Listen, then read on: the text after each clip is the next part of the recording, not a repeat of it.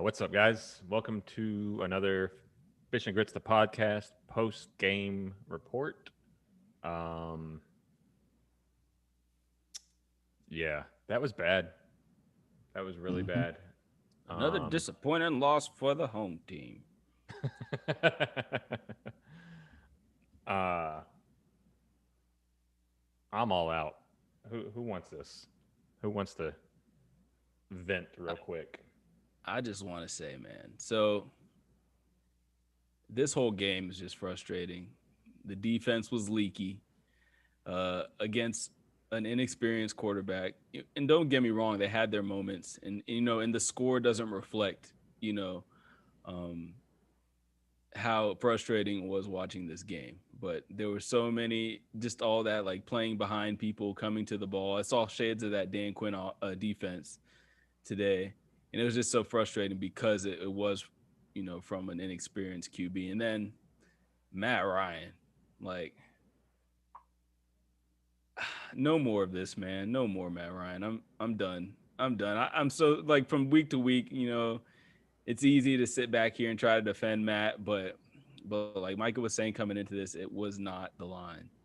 That's just bad decision making, not reading the field, uh, taking sacks, losing yardage, everything that you could not want from Matt Ryan was packaged into this game. And it was Matt Ryan's not just trash. He is a choke artist. Like a bona fide choke artist. How the hell do you throw two picks within in the last 3 minutes of a game? Terrible picks. Bruh. Terrible. Terrible. Would you guys say it's safe to say that Matt Ryan, like we saw it at the beginning of the season, but is it safe to say, without a shadow of a doubt, that Matt Ryan's regressed this year? Yeah. Yeah. What'd you see, Micah?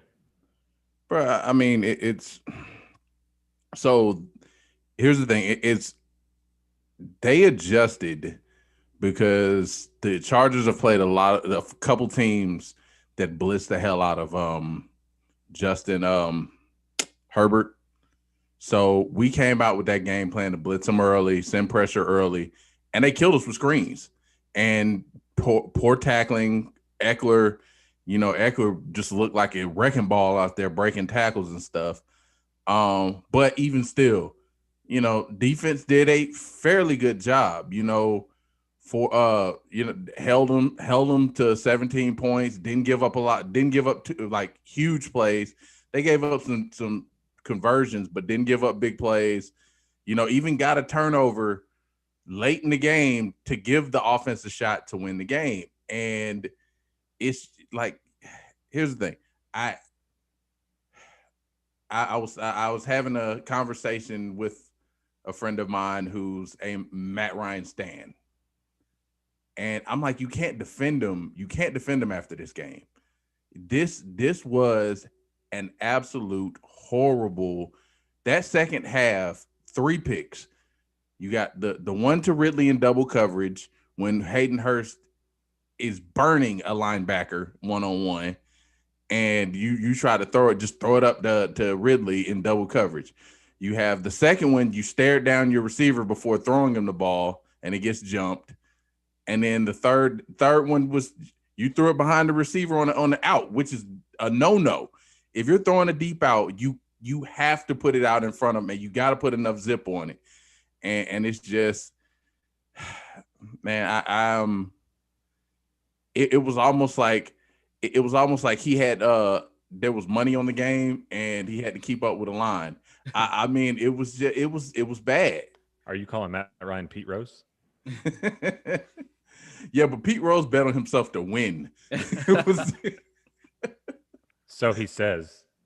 But I mean, in that scenario though, it was just like in crunch time when the game was on the line, when we had opportunities to put that game away, every time we had an opportunity to put that game away, it was like he personally saw to it that we didn't. So I mean, and the sad thing is the best throw of the day came from our receiver. So yeah, I'm frustrated. That's the face of our franchise. which makes sense because our franchise is a clown show. We're a circus. Yeah. Let's talk about those 3 interceptions because not a single one of them is like, oh, the defender made a good play. Like, I'll give them the Hayden Hurst one, but that was still an ill-advised throw by Matt. So let's start with Ridley.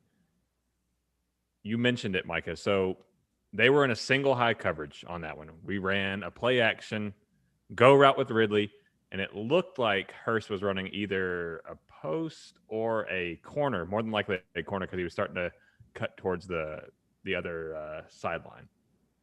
So on that, you had the single high safety sitting there, and as soon as Matt Ryan looked left, you saw him start to shade towards Ridley on that. Matt Ryan still cocked it back and fired it up there. The appropriate throw there was either a check down or throw it to the right front pylon of the end zone and let Hurst run to it and put it shallow enough to where the safety who would have had to recover on that couldn't have gotten there. I don't know. I mean, the announcers said it the best. It's like, I don't know what he was trying to do there with Ridley. Like, if that's Julio, that's a ball. You're like, okay, maybe. But Ridley's not a jump ball guy. Like, Ridley's not a jump ball guy. He is a route runner. He'll burn past you, but you don't see Ridley go up and moss people like that. So I just don't know. I mean, do y'all have any other view on that? Here's my thing. Like I said, we're very critical of Dirk because Dirk can be horrible. And he was in this. But Dirk did not call a good game. Oh, I didn't think he called a great game. But on that play, so in cover 1, cover 3, the goal is attack the seams, force the safety to choose the side that he wants to help out, and then you go to the other side. Mm-hmm. What happened was, in that play, we attacked both seams. Ridley attacked the left seam. Hurst attacked the right seam. The safety chose to help on Ridley. So as a quarterback, Matt, you got to say, let me look, at least check to Hurst and see if he's beating his coverage, or check it down. But instead, it's just like, nah, I'm gonna fire. Like you said, he trusted. I think Aikman, or who was it Aikman? I didn't even know who that. It didn't sound like Aikman on it. Yeah. But he was like, yeah, it's just too much trust in his receiver. And I'm like, goodness gracious, man, that was a terrible throw. Yeah, and it's funny that he would put trust not only in his receiver but in his fledgling arm. Like, come on, man, hit the passes that you can hit. Why are you trying to hit the home run ball that the funny thing is he never even throws that ball for Julio. So why the hell is he throwing it for Calvin? I just don't even understand Matt's logic. Like, he's supposed to be this brilliant quarterback, but he does the dumbest shit every time he's on the field. Let me not curse this YouTube. So, but Brock Heward is who it was. You saw what? Oh, Brock Heward, yeah. Brock yeah. Heward. Okay. Yeah, I just don't. I'll say what I want to say after we cover all 3 throws because there's a theme to the throws, I think. Second interception was the one on the 2nd and 17. It looked like our goal was to go out and get 8 or 9 yards on that, so the third could be a third and manageable. The safety again saw it and darted, like he exploded off the ball and went for it. And he actually started a break on it before Matt even made the throw because he knew what he was going to do. Yeah, I mean, the safety made an excellent play on the ball. Let me not sell that short. But as Matt Ryan's looking him down and had a clean pocket, he has to go to his second read there. And his second read would have been Gage cutting directly behind Hurst where that safety vacated.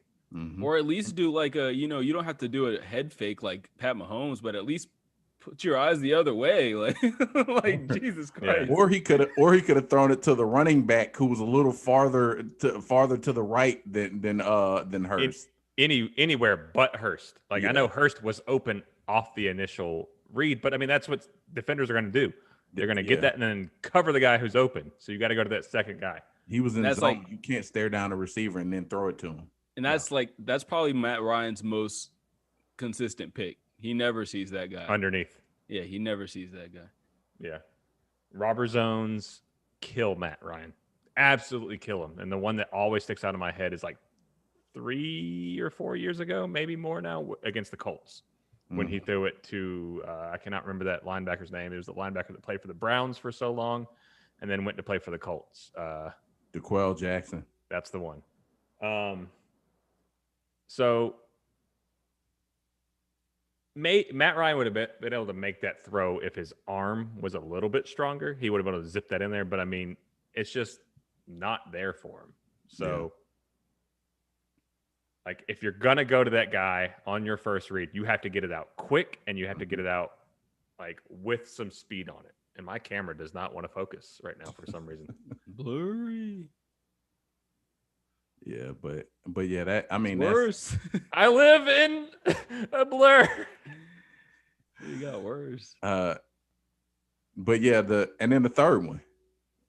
The third one was the rough one because deep outs are typically one of the most picked passes for weaker arm quarterbacks because if you don't put enough on it, if it's just slightly off, it's easily picked. And I mean, like I said, that how many times we ran it 2 or 3 times earlier in the game. So the corner was sitting on that deep out.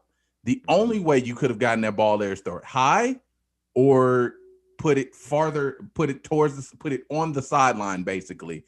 And he threw it immediately on the break. Yeah.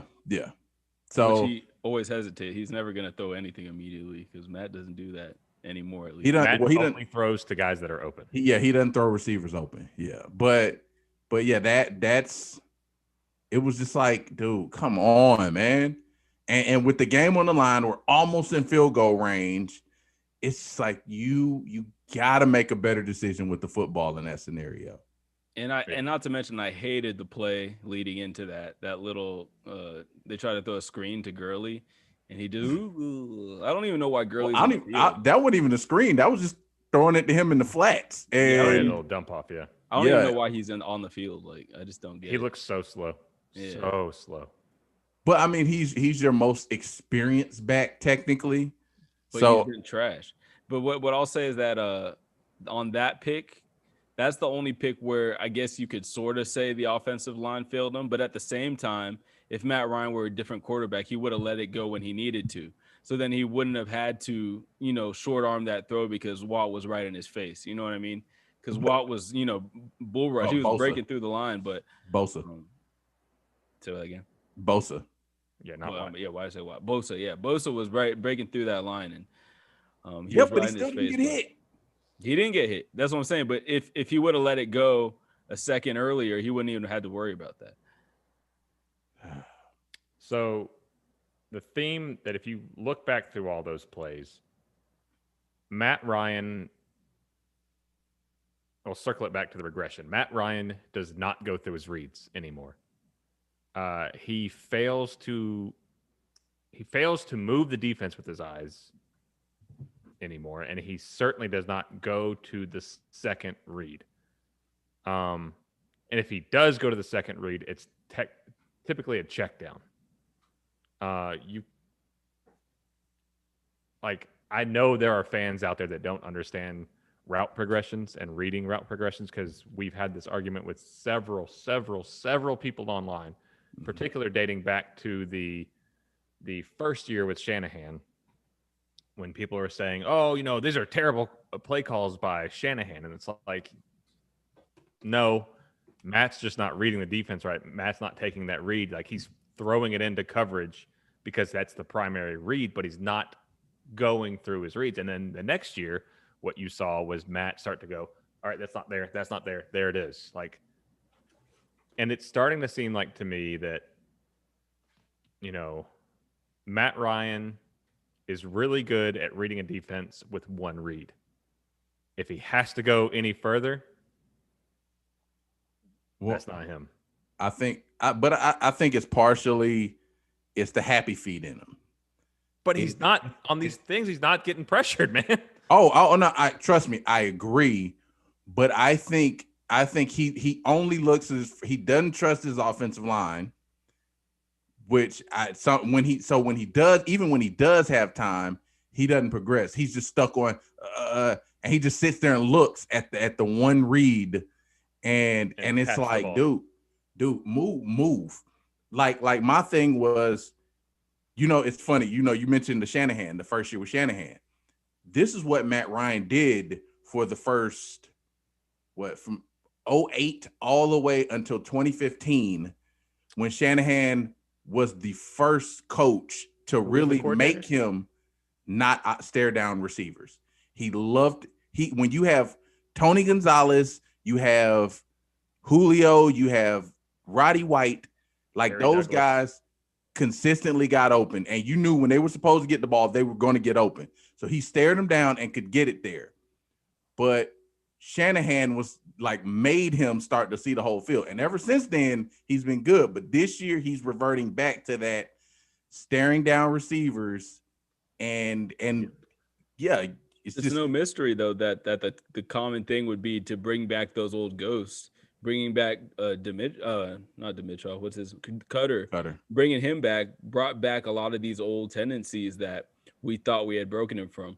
But I will say the one difference between that Matt and this Matt is that Matt would visibly get happy feet before. Like, he would visibly look flustered. Now it's almost like he doesn't even get happy feet. He just sort of, like you say, he just pats it and he just doesn't, the urgency to make something happen just doesn't seem to be there anymore. I don't know what that is. I really don't know. I don't know what happened to Matt. I don't know. He's just been hit too much, man. Like, the clock in his head has been shortened even more. And even when it's not there, his brain starts to speed up. And you can see it written all over his body language. You can see it written all over his throws and his decision making. And it's just, I don't think Matt Ryan is salvageable anymore. Year 13, this is who you are. The game's supposed to slow down even more for you. Pressure isn't supposed to be getting to you like that anymore. And doing that, because the offensive line, considering that the pass rush that the Chargers can throw at you, did a good job. What the sacks came from the interior, and that was from a backup guard. And then they did a lot of stunts and stuff too. And they held up. They held up exceptionally well. Like, I love Gono. Anytime Gono's in the game, man, he plays so well. He did an excellent job at that right tackle spot this game, considering who he was. He's a great pass blocker. Can work on his run blocking a little bit, but he's a great pass blocker. I mean, we can't run the ball anyway, so we did a decent job running the ball. Well, Ito did a pretty good job. Yeah, but we always ran left, if you noticed. Yeah. Well, because he's weak in that aspect, especially against Joey Bosa. Right. But the main reason, I'm so done with Matt is just that when you have a quarterback that's supposed to be even semi-transcendent, he's supposed to give you a better chance, not cost you games. You know what I mean? And Matt has directly cost us 4 games this season. Just with his, doing not even unlucky stuff, just doing stuff wow, Matt, 13 years in, and you're still doing that. We can excuse it once or twice a season, but it's just this is like you said, after this amount of time, this is who he is. Even that freaking what's it called? Intentional grounding that he got is and I think maybe there should have been, maybe somebody might have been there, you know what I mean? But at the same time, it's Matt, that play, first of all, was terrible. I don't know what the hell they were thinking with that play. And then giving Gurley the opportunity to mess it up. I don't know why they dialed that up. But at the same time, Matt, come on, don't throw the ball into the dirt around no one. You weren't even really that pressured. You were bootlegging. Yeah, I forgot about the grounding play. Yeah. And that could have won the game for us right there, because that took us from a 4th and 1 to a 3rd and 1 to a 4th and 11. You know what I mean? So. And we had to punt because it pushed us back on the other side of the 50. Right. So that's 4 plays really that Matt directly cost us this game. I mean, you can give that one like a quarter of that one to Cutter if you want, but I say Matt should know where to put the ball to not get an intentional ground. I don't know if he looked the wrong way or if Gurley ran the wrong way. I don't know what happened on that play, but yeah, I mean, just throw it at someone's feet though, like. Yeah, throw it upfield at somebody's feet or something. But yeah, like he was bootlegging, so it wasn't like he had time to make a better decision. Yeah.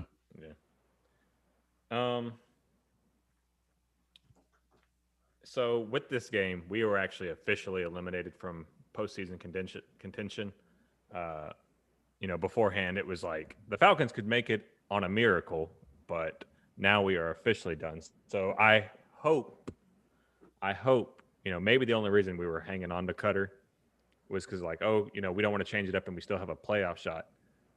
I would love to see tonight or tomorrow they announce that Cutter's gone, because you have to. Like, if you've already made the decision that, change is needed and the offense is the thing that's holding us back the most, you got to cut the head off the snake, man, and let Cutter go, because you have to see how much of this is related to Cutter and how much of this is actually just, players regressing.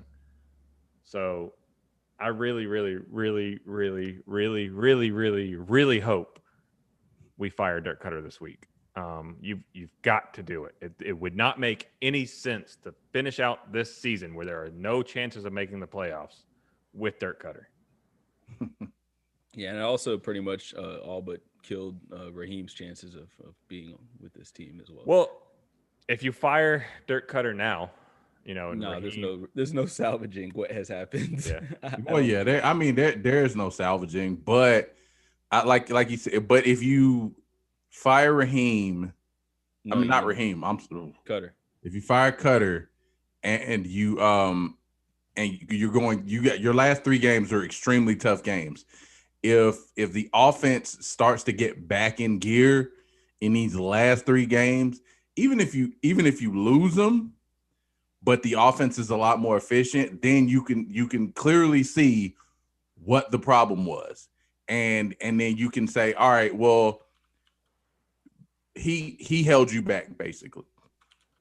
So, so I know you got to run in a second, Micah, but I do want to point out, just ask this general question.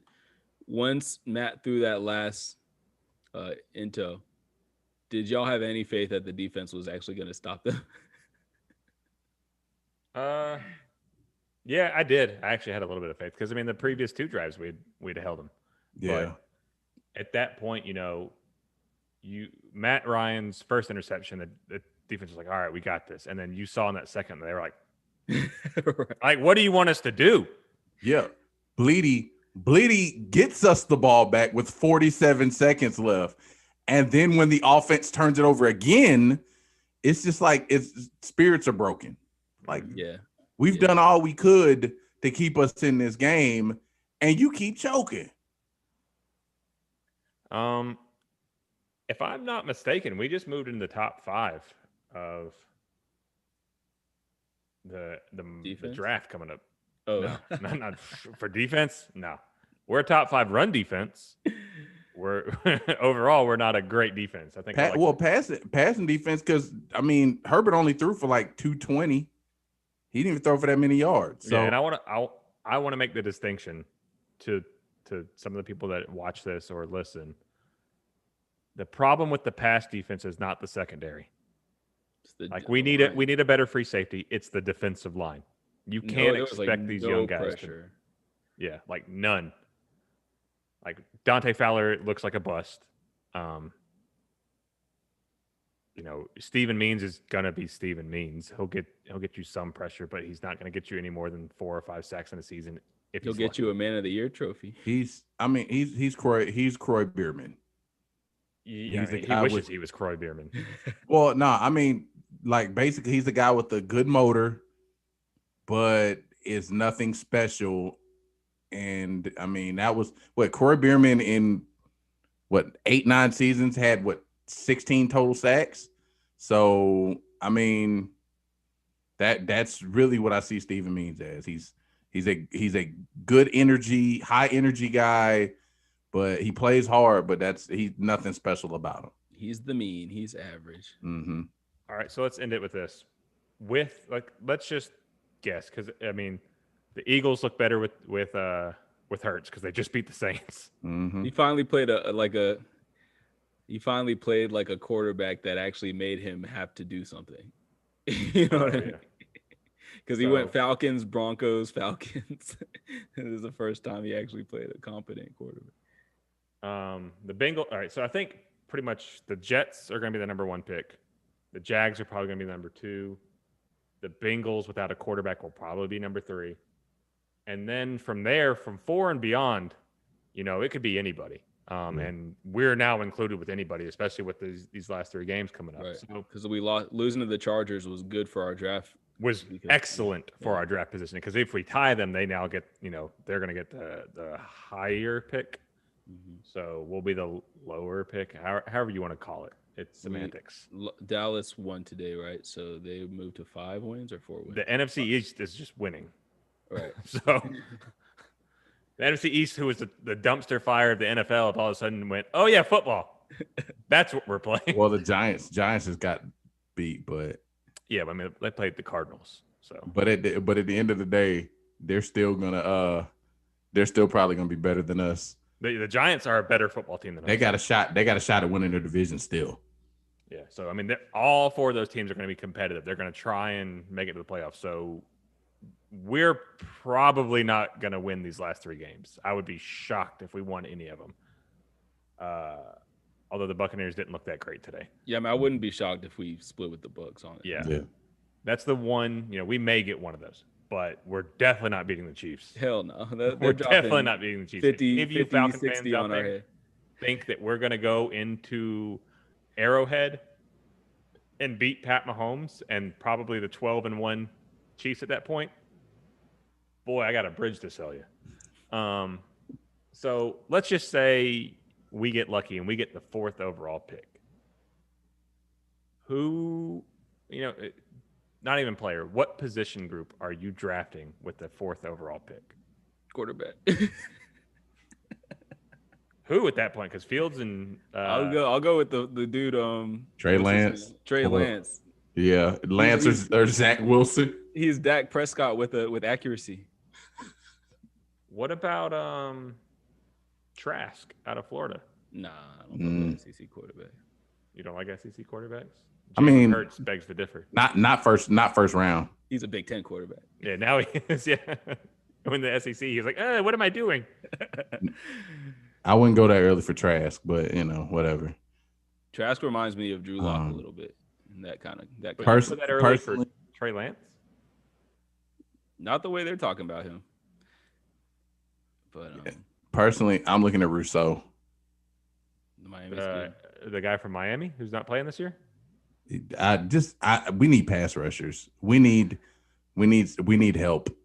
That's somebody who can get pressure off the edge consistently, and we're riding with Matt indefinitely for the next 3 seasons. I mean, not necessarily. I mean, you might be able to go and get like a Zach Wilson in the 2nd, or if Trask drops to the 2nd, you might be able to get him. But I think the bigger need right now is we do need some edge pressure. Definitely. I mean, definitely. The only two, it's either line or we gamble on a quarterback. And I hope whoever takes Mac Jones, I mean, they're going to be reaching, but I know he's going to be a 1st rounder. And typically Bama quarterbacks drop, but we don't have the cap space to really like go out and make a move for an end, or get one in free agency. So draft is the only option we have. So I agree. I say we go with an edge player. Matt Ryan's contract has got us handcuffed. So all right, let's wrap that up. Let's move on from this debacle of a Matt Ryan performance. But we'll talk more shit about you on Tuesday, Matt. Don't worry. You're good at this no cursing thing, Marco. Oh, sorry. Don't forget to like and subscribe. Follow us on Twitter. Subscribe to whatever platform you listen to. for your podcast. We are Fishing Grizzly Instagram. Podcast. Yeah, follow us on Instagram as well. We have some pretty cool guests upcoming. We have one of the premier rehabilitation doctors and stretch doctors in the nation. He'll be joining us here shortly. We also have a former 5-star recruit for one of the premier, or used to be premier, college football programs, who will be joining us and telling us some stories and also what it's like to go through the transfer portal. And we'll have some insights there. So once again, thanks for listening. Yeah, stay tuned and smash that like button. Smash that like and subscribe button. Peace. Comment. Peace. Peace, y'all.